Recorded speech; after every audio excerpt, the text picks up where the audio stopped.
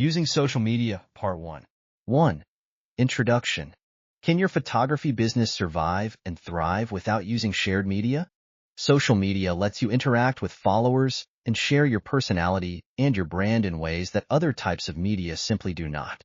By showing up on some of these platforms and entertaining, inspiring, or informing your potential audience, you're able to attract and bring in more customers. Many photographers are not using social media strategically.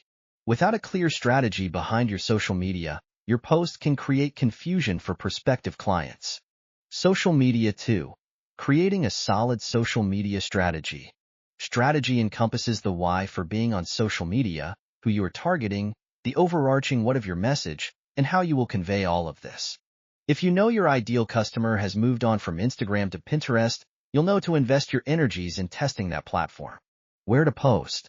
There's a lot of pressure in the online marketing world to be everywhere at once, especially on social media. If you're not on Facebook, Instagram, Pinterest, Twitter, YouTube, Flickr, 500px, and the newest app that just popped up, you're losing out on sales, right? The answer is only yes. If your ideal client is the kind of person that needs you to be present on every single social media channel. Think about your ideal client and where they spend the most time online. Before you decide on the platforms you will use, ask yourself the following questions. Is my audience or ideal client here? If so, how are they using this social media channel? Can I use this channel to help me achieve meaningful business goals? I.e. Sometimes social media feels like a popularity contest to a lot of creatives. If those likes are not coming from people who align with their ideal customer, then the metrics that come with them don't matter.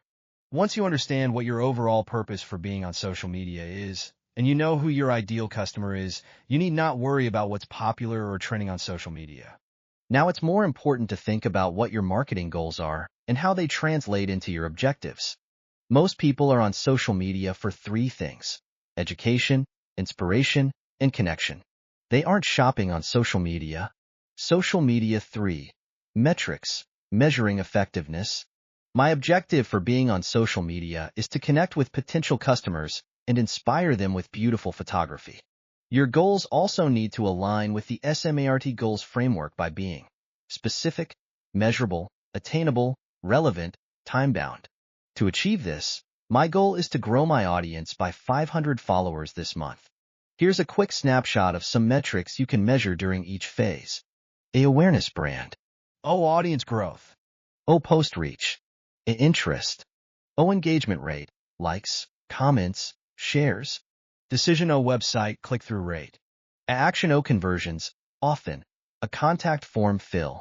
Ask yourself what your overall objective is with social media, what goals you will set, and what metrics you can use to measure the success of each.